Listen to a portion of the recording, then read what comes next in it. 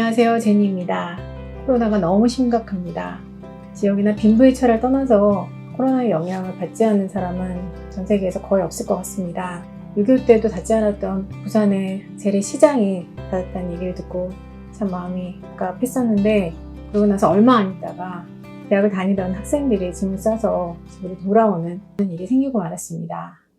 며칠 전에 작은 아이 학교인 하버드에서 이메일이 왔습니다.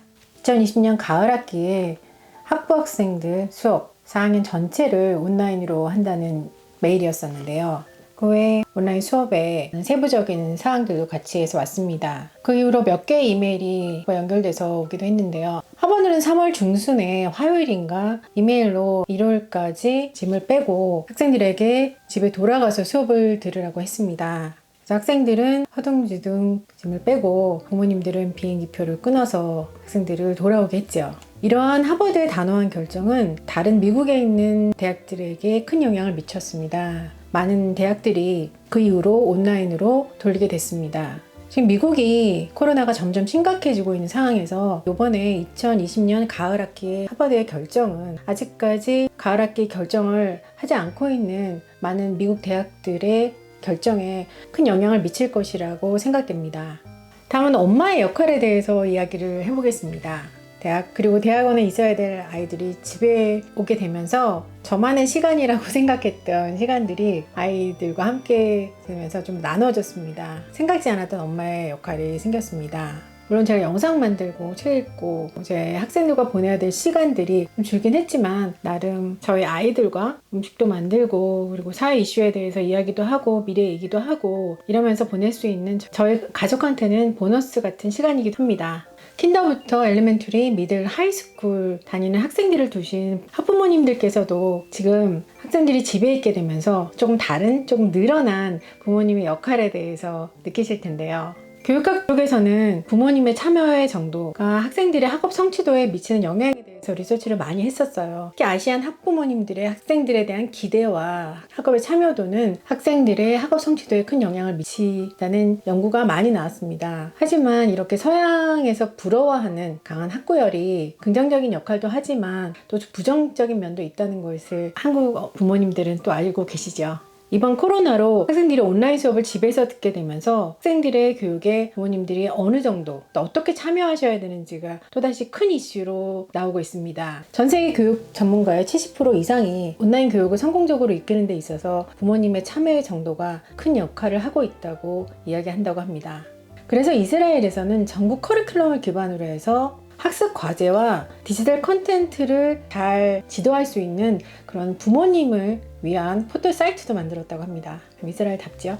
이렇게 시간과 공간이 제약된 경우에 학생들의 학습 발달뿐만 아니라 심리적인 발달을 위해서 부모님들께서 어떤 것을 해주실 수 있는지 생각해 보시는 시간이 꼭 필요합니다. 매일 일상생활에 대한 일정한 스케줄과 규칙을 정하고 따로 1대1 대화를 위한 시간을 마련하시고 또 바뀐 생활과 코로나 바이러스에 대해서 아이들과 이야기하는 것이 중요합니다. 특히 온라인 스쿨링에 있어서 부모님과 선생님들 간의 의사소통은 아주 필수적인데요. 부모로서 학생이 어떻게 하고 있는지 그리고 선생님과 학교의 기대치를 정확하게 이해하실 필요가 있습니다. 실제로 많은 학교들이 줌이나 구글 밋 같은 프로그램을 통해서 학부모님들과 의사소통을 하려고 노력하고 있습니다. 시간이 되실 때 이런 미팅을 통해서 다른 학부모님들과 그리고 선생님들과 그리고 학교의 스태프분들, 카운셀러나 교장 선생님 같은 분들과 커뮤니케이션을 많이 하실 수 있기 때문에 학생들의 온라인 교육을 좀 더 좋은 방향으로 이끄실 수 있는 방법이 될 수 있습니다.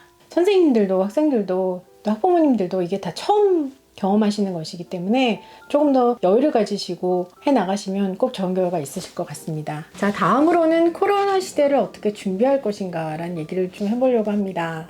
요즘은 예전에 제가 내가 이런 걸 하고 살까 라고 생각했던 것을 실제로 많이 하고 있는 저를 보게 됩니다. 제가 온라인으로 열심히 할 나이는 사실 아니라고 생각을 했었거든요. 근데 요즘은 학생들과도 온라인으로 얘기를 하고 학생들에게 예전엔 생각지도 못했던 온라인을 통해서 하는 여러 액티비티를 소개를 합니다. 발론티어도 그렇고 하버드도 자체 하버드 크림슨에서 밝혔듯이 3월 중순 이후로 각 대학들은 온라인으로 바꿀 준비를 차근차근 해오고 있습니다. 가을 학기가 전체적이든 부분적이든 간에 온라인으로 진행되는 학교들이 대부분일 것이고요. 그리고 이 상태로 코로나가 간다면 내년 봄 학기도 온라인으로 갈 가능성이 높습니다. 원하던 원치 않던 코로나 이전의 세계로 돌아가긴 힘들고 이제 새로운 시대를 들어가게 돼 있는데요. 코로나 이후에 세계가 어떻게 될 것인가라는 얘기는 너무나 많이 나오고 있습니다. 인터넷 기사도 많고 또 그 짧은 시기에 또 책도 나오고 있습니다.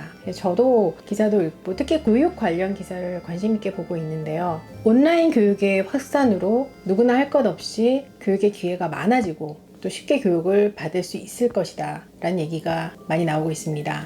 실제로 보면 무료로 지금 온라인으로 교육을 받을 수 있는 기회들이 많아졌습니다. 예전보다. 그런데 이것을 또 다르게 생각해 보면 이런 기회가 많을 때 온라인으로 교육을 받지 않는다면 내가 뭘 배우지 않는다면 그만큼 뒤처지는 세상이 되어버립니다. 학생들은 지금 온라인으로 뭐라도 배우고 있어야 된다는 얘기가 되니까 더 불안해질 수도 있죠. 지금 대학교를 다니고 있는 대학생들, 코로나가 터지면서 올여름에 인턴을 하기로 예정돼 있던 학생들, 그리고 인턴을 위해서 인터뷰를 하기로 예정된 학생들이 많이 취소가 됐습니다. 하지만 또 이 와중에 인턴이 온라인으로 바뀌어서 인턴을 계속하는 학생들도 있습니다. 어떤 분야에 따라 다르고 또 학생이 어느 정도 능력을 가졌냐에 따라서 그 차이가 나타납니다.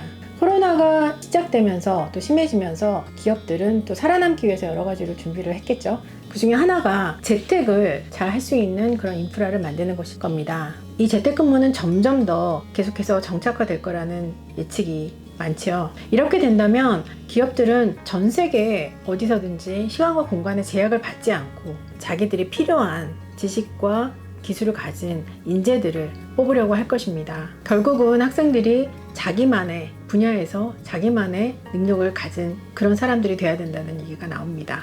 학생들이 이 시간을 잘 이용한다면 학생들이 흥미있고 열정을 가진 분야를 더 많아진 온라인 교육 환경 속에서 발전시켜가면서 새로운 포스트 코로나 시대에 대처해 나갈 수 있습니다. 학습에 있어서 제일 중요하다고 얘기하는 것 중에 하나가 자신이 스스로가 학습을 주도하고 있다는, 자신이 중심에 있다는 그런 책임감을 갖는 것입니다.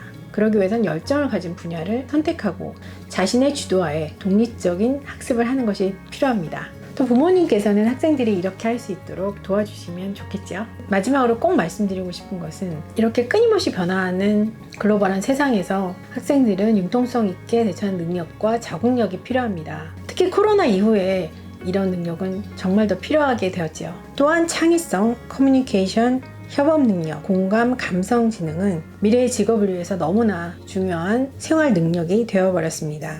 이러한 능력을 통해서 효과적인 팀워크를 이루어서 글로벌한 사회에서 지역 인종을 가로질러서 일할 수 있는 인재를 기업들은 찾고 있습니다. 학생들도 이러한 능력을 가지고 자기가 원하는 일을 할 때 행복하게 느낄 수 있습니다.